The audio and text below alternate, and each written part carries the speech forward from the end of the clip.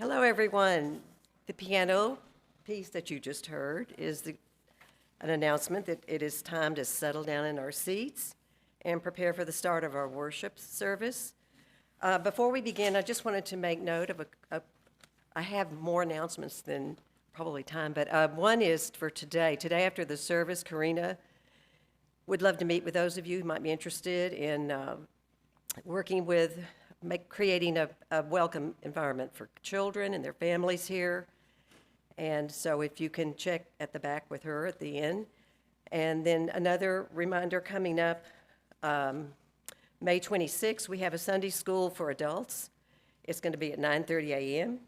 and it'll be with Lou Sneed, facilitated by Lou Sneed. And it's the last session of the religious education class, which has been enjoyed by many people. And then real quick for fun, live at the 5:05, we'll have this brochure back at the table at the end. It's an intimate evening with singer-songwriter Dave Dersham and special guest Lacey Taylor and some songs from your host Judy Hume. That's going to be Sunday, May 19th, 6 p.m. at 505 West 8th Street.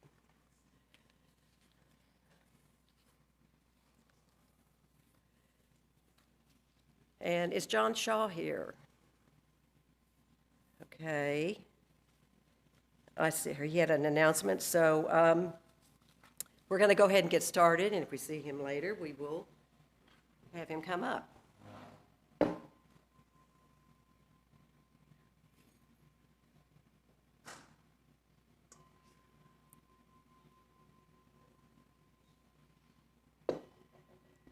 Good morning and welcome to San Gabriel Unitarian Universalist Fellowship.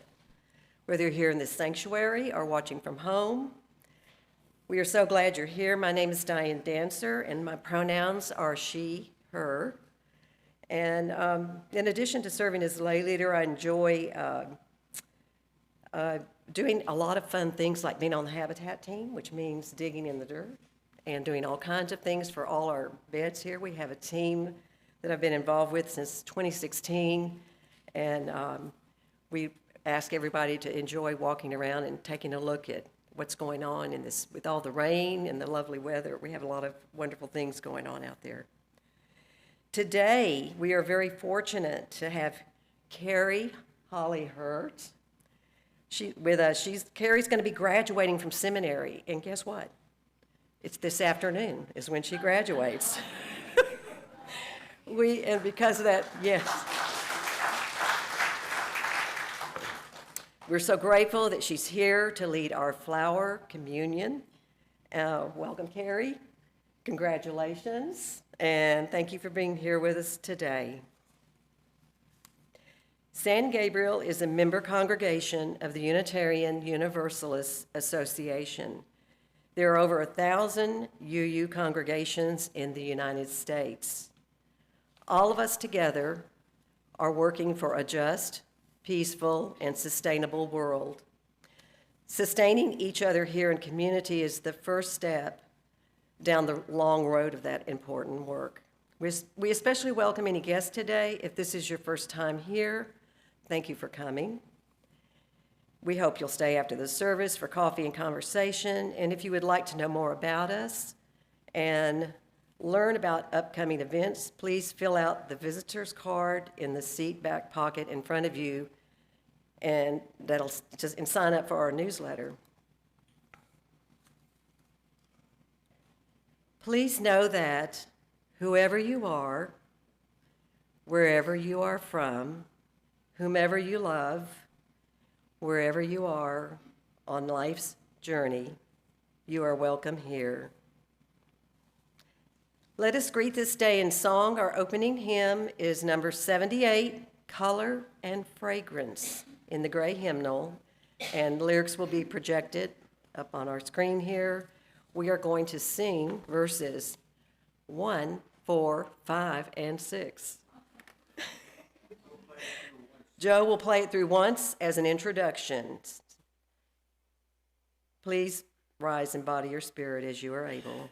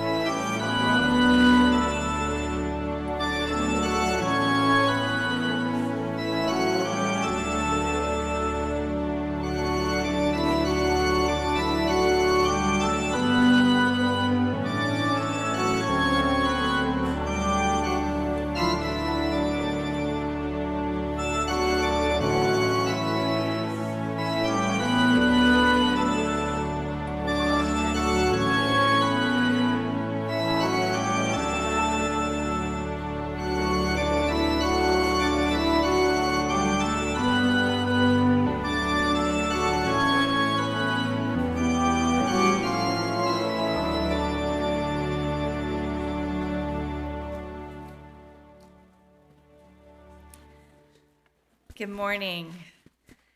As we light our chalice, we create sacred space together. I call you into this time of connection within, among, and beyond with these words.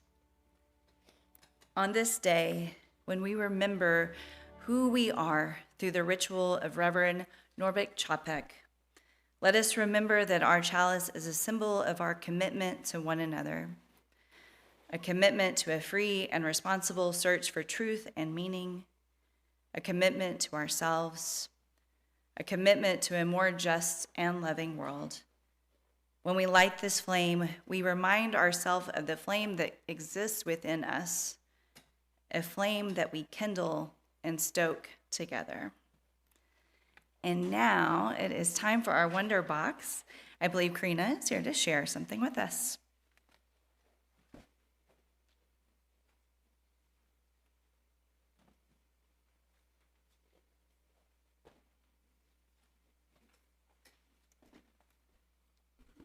Good morning. I am a little bit off my game because I forgot to put something in the Wonder Box this morning.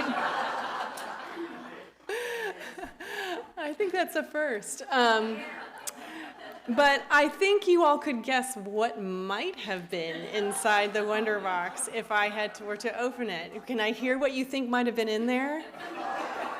Flowers, that's right. So we're going to take our pretend flower out. Yeah, we know that we use our wondering minds to help each other learn and grow, and thank you for helping me in that moment. All right. Many of us brought flowers today as we celebrate our unique Unitarian Universalist ritual, the flower communion or ceremony. I'm going to share the history of this ritual with an adaptation from the UU storybook, A Lamp in Every Corner. In the city of Prague, in the land of Czechoslovakia, in the year 1923, there was a church. But the building did not look much like a church. It had no bells, no spires, no stained glass windows. It had no organ to make beautiful music. It didn't even have a piano. It had no carvings of wood or statues of stone. It had no candles or chalices. It had no flowers.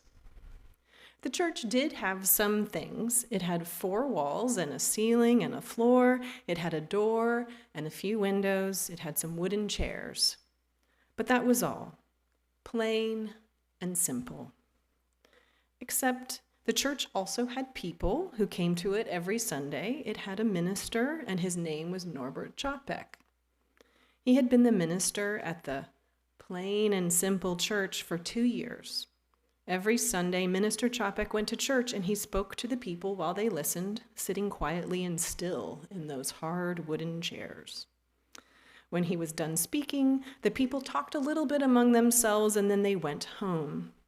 And that was all. No music, no candles, no food, not even coffee. Springtime came to the city of Prague, and Norbert Chapek went out for a stroll. The rains had come, the birds were singing, and flowers were blooming all over the land. The world was beautiful. Then an idea came to him, simple and clear, plain as day. The next Sunday, he asked all the people in the church to bring a flower or a budding branch or even a twig. Each person was to bring one. What kind, they asked. What color? What size? You choose, he said. Each of you choose what you like. And so on the next Sunday, which was the first day of summer, the people came with flowers of all different colors and sizes and kinds. There were yellow daisies and red roses. There were white lilies and blue asters, dark-eyed pansies and light green leaves. Pink and purple, orange and gold. There were all those colors and more. Flowers filled all the vases, and the church wasn't so plain and simple anymore. Minister Chapek spoke to the people while they listened, sitting quiet and still in those hard wooden chairs. The flowers are like ourselves, he said, different colors and different shapes and different sizes, each needing different kinds of care, but each beautiful, each important and special in its own way. When he was done speaking, the people talked a little bit among themselves, and then they chose a different flower from the vases before they went home. And that was all, and it was beautiful, plain and simple as the day.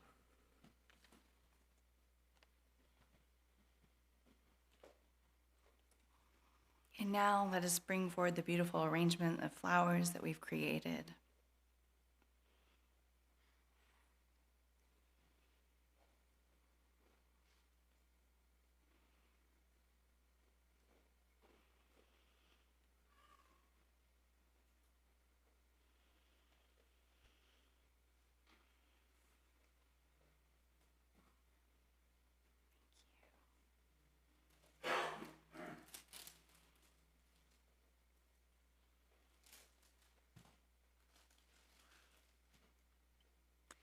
And now to bless these beautiful flowers and this beautiful community.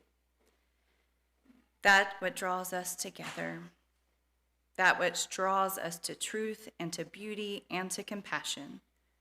We are so grateful for the beauty of this earth, for these flowers.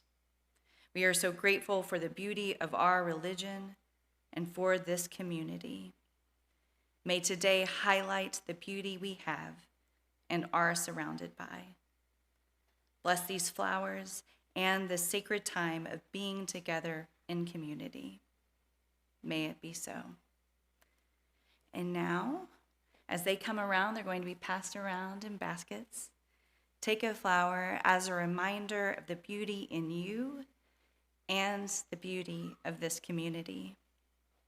As the baskets are passed and the slides are played, take some time to notice how each individual flower has its beauty, but also how it is enhanced by the beauty of the flowers around it.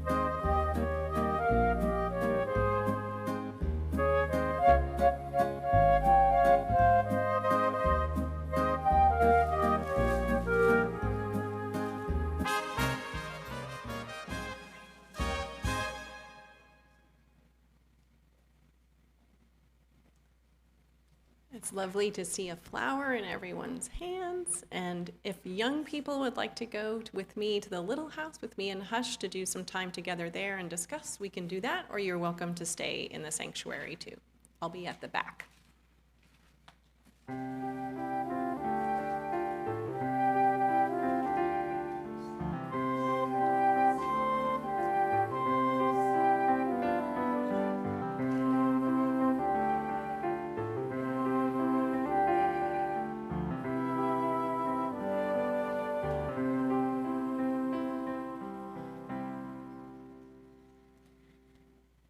Today we are celebrating the beautiful interplay of the individual and the communal.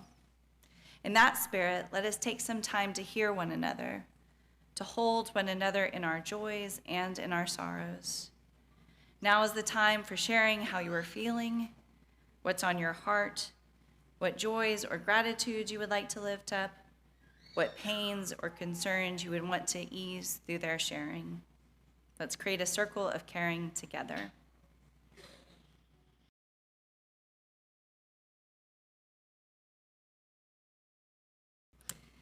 Good morning again. It's so good to be with y'all. This is my favorite ritual that we do, so I feel very privileged to be here. For those that you're joining online or here in person, thank you for being in community today. So as you heard, maybe for the first time or maybe for the 1000th time, 101 years ago, Reverend Chopek created the flower communion for his congregation in Prague. And then his wife, Maya, brought that ritual to the United States. Through this annual ritual, we engage in dialogue with the past and with the foundation of our religion.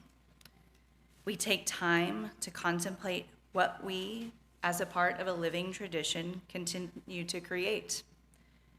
This is a beauty of the ritual. All rituals connect us to the past, work to anchor us in community, and call us to reflect on what we're creating. And on the surface, let's face it, this ritual seems really sweet and kind of quaint. But I think once we scratch the surface, it's deeply meaningful and full of substance. We are connected to the past as we remember Reverend Chopek's life and how he lived it in such a way as to remind us, to quote James Luther Adams, that we are a religious movement that has always wedded social justice to theology. For the present, I find a beautiful narrative about the interplay of the individual and the community. Not in a forced binary that pits one against the other, but rather in the way that they hold each other, in the way that they enhance each other. Reverend Chopek had, like many of us probably in this church, and definitely many that had come to his church, come to Unitarianism after other religious experiences just didn't give them what they needed or caused harm. He knew that the community needed a ritual, and he understood that ritual of their past, it didn't serve them anymore. But rituals anchor us, and they connect us, so he created one. As the story goes, the inspiration for the flower communion came to him when he looked onto a hillside that was covered with flowers. Now, for us in Central Texas, it's not too hard to imagine what he would have seen when he looked at that hill. While I'm sure the flowers he had were different in names, I bet it looked a lot like the fields and the hillsides and the highway medians that we're all privy to in the spring. The ones that are covered with the likes of bluebonnets and black-eyed Susans and buttercups and primrose. The differences in color and size, all making for such a breathtaking sight. Imagine that when he saw those flowers, he saw them both as individual flowers and as the whole. And in that, he saw his congregation. I see this in us as well. All of us, filled with different abilities and passions and talents, coming together to create something specific, something beautiful, and honestly, something that the world needs right now. We come together to create community. This beautiful interplay of the individual shaping the community with their unique qualities, while the community enhances the individual, growing and stretching them. This is because in community, we are opened up to the beauty of the other. When we open ourselves to one another, we grow the lens in which we view the world. We give and we take and we grow. And in that growing, we grow something bigger than the individual. Reverend Mark Morrison Reed wrote, "The central task of their religious community is to unveil the bonds that bind each to all. For alone our vision is too narrow to see all that must be seen, and our strength is too limited to do all that must be done." So in community, we are powerful. And if we allow it, the beauty of what we create in community can ripple out past these walls. In Chopek's time, the Nazis were terrified of his commitment to a world where the diversity of human experience was enhanced and celebrated in community. They arrested him and placed him in Dachau. But even in Dachau, even in a place of so much hatred and violence, he led the other imprisoned people in a subversive flower communion. It was a beautiful way to humanize those that the Nazis sought to dehumanize. And it was a wonderful way to stay in community when everything else, including their own communities, had been taken away. It was an act of co-created love, and an act that helped many survive the camp. Unitarian Universalist theologian James Luther Adams, after having his own terrifying brush with the Nazis, left that experience with a core question for us. Does our liberal theology have enough substance to defeat fascism? I'm going to repeat that because I think it's important. Does what we do, is it substantive enough to defeat fascism? Not something that happened 100 years ago, something that's happening now. I want to say I know the answer, and I don't. I hope the answer is yes. I feel that the answer is yes. But I think that as we ask it, we are only going to find the answer in community. And I think the seeds of what we will find can be found in Chopek's story. If we are to defeat fascism, it will be because we are able to come together in community to fight dehumanization. And because we will be tenacious in the face of despair, that even when things are at their worst, we keep beauty and love and humanity for the other at the forefront. So as we have remembered and reenacted this sacred ritual, let us remember this beautiful aspect of our faith, the way that we can, as individuals, co-create in community in beautiful and substantive ways.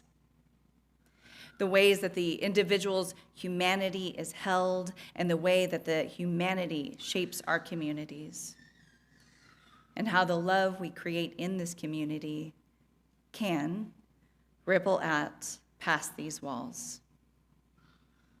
This ritual, it's a thing of substance just as much as it is a thing of beauty. And so my question for this community today, how are you growing one another? How are you letting yourself be grown? And how is what you are growing rippling out past these walls? May it be a thing of beauty, because community is a thing of beauty. And may it always be so.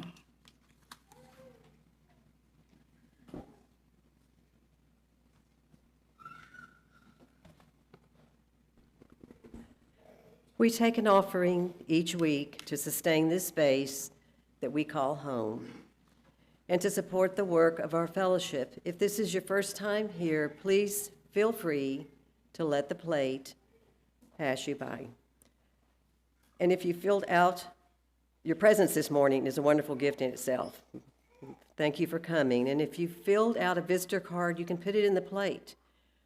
For our offertory music, Joe is bringing us Lieberstrom by Franz Liszt. The offering will now be gratefully received, and we thank you.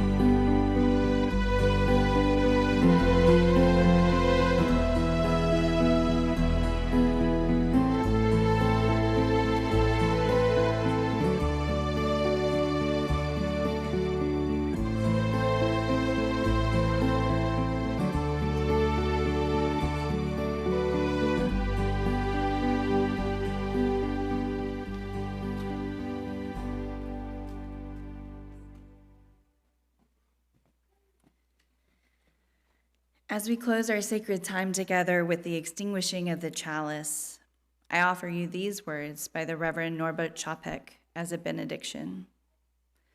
Blessed be the flowers that triumph at last over the snows, over the centuries, over the heavy feet of cattle and of soldiers treading down the fragile places of the earth. Many blessings on your week, and many blessings on this community. Go in love.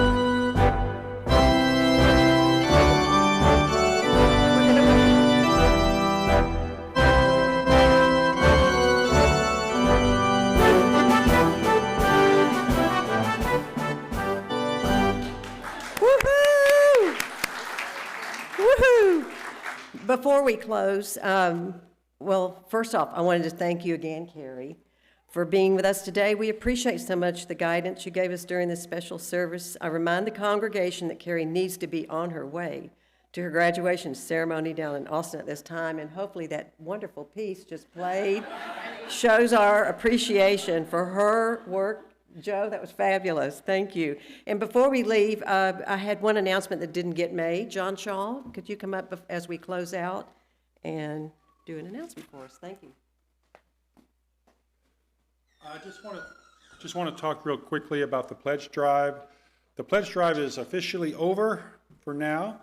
We have 52 pledges. We raised 132,000, and we expect to get a few more, maybe another 10,000 in pledges from people who said they were going to pledge, but they haven't actually pledged yet. So if you are a member and you want to pledge, I urge you to do so. But as of right now, the pledge drive is complete. I want to thank everyone who pledged. A lot of people increased their pledges this year. We had some people leave and different things happened, but we feel like we're in, even with this pledge total coming in a little shorter than last year, we feel like with things going on with our expenses, we should be in good shape for next year. So that's all I want to say. Thank you.